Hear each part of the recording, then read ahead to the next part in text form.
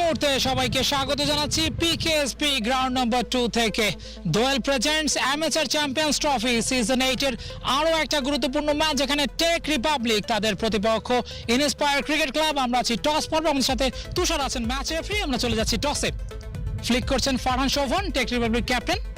Tales is the call, tails win. So Amar Nahid, toss জিতে কি সিদ্ধান্ত? আমরা ব্যাট করতে যাচ্ছি আর কি। কোনো কারণ আছে কি?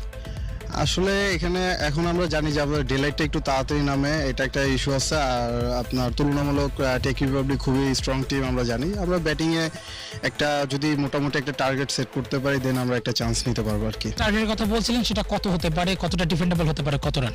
আসলে আমরা সবাই জানি পিকেএসপি উইকেট অনেকটা স্পোর্টি, এখানে 160 170ও আসলে চেজেবল। সো আমরা 170-170 মতো আশা করতেছি, দেখা যাক বাকিটা আল্লাহ ভরসা। এবং প্রথম ম্যাচটা খুব একটা ভালো হয়নি, সো গত ম্যাচ থেকে কোনো পরিবর্তন আছে কিনা? হ্যাঁ, আমাদের 3টা চেঞ্জ আছে। তাসকিন তুষার ইন হয়েছে, আলভি ইন, আর হচ্ছে আলামিন ইন হয়েছে। ওকে, অনেক অনেক শুভকামনা। আপনাকে ধন্যবাদ। রাইট, এই মুহূর্তে শোভন, টস জিতলে কি নিতেন? প্রথম ম্যাচে দারুণ জয়, এই মুহূর্তে দ্বিতীয় ম্যাচে বল করতে হচ্ছে আগে। সো টার্গেটটা কি থাকবে এবং টস জিতলে আপনি কি নিতেন? টসে জিতলে আমরা ব্যাটিংই করতাম। টার্গেট আপাতত হচ্ছে ওদেরকে যত দ্রুত শেষ করে দেওয়া যায়, যত কম রানে আটকানো যায়, যত কমফোর্টেবলি জেতা যায়। আজকে ম্যাচটা জিতে আমরা কনফিডেন্সটা নিয়ে সেকেন্ড রাউন্ডে যেতে চাই।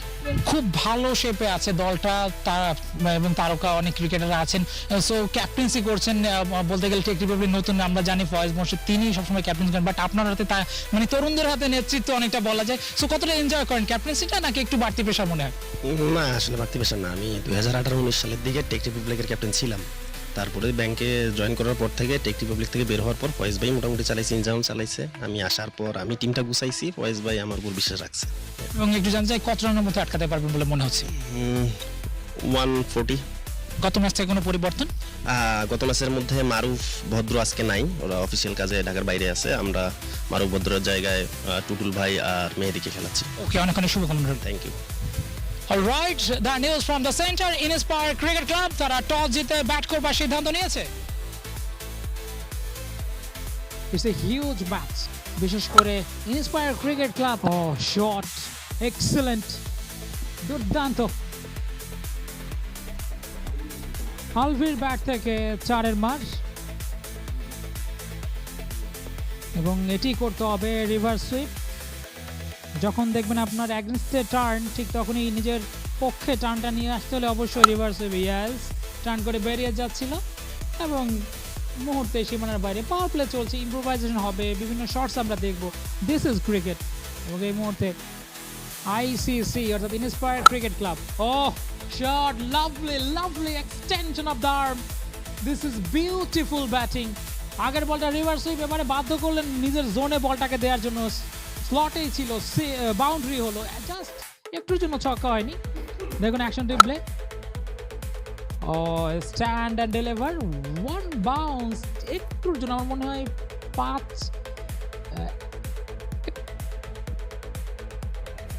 2-1 মিটার, হয়তো বা 5 মিটার না, 2-1 মিটার সর্বোচ্চ, একটুর জন্য হয়তো 1 মিটার বা 2 মিটার দূরে।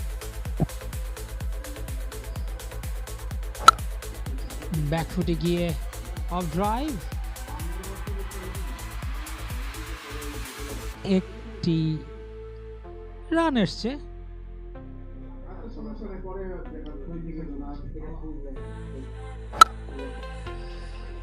এই মুহূর্তে ঠেলে দিয়ে এই রান।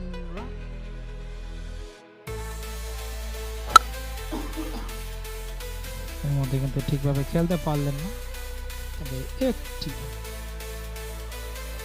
ভালো ব্যাটিং করছেন দুই ব্যাটার, বিশেষ করে আলভি 9 বলে 12। তিনি কিন্তু রাইট আর্ম অফ স্পিনার বিরুদ্ধে বেশ ভালো ব্যাটিং করছেন আলভি। এবার অবশ্যই একটু টেনে দিয়েছেন, শেষ মুহূর্তে ব্যাট পেতে দিয়ে একটি রান। Good cricket. Foyzullah Ratan ball করলেন, এবার অবশ্য লেগ স্টাম্পের উপরে আলতো করে ঘুরিয়ে দিয়েই 2 রান।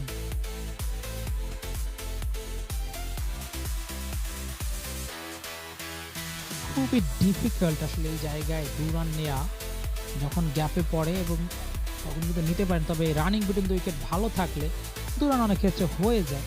তবে আজকে খুব একটা দৌড়ান আমরা দেখিনি।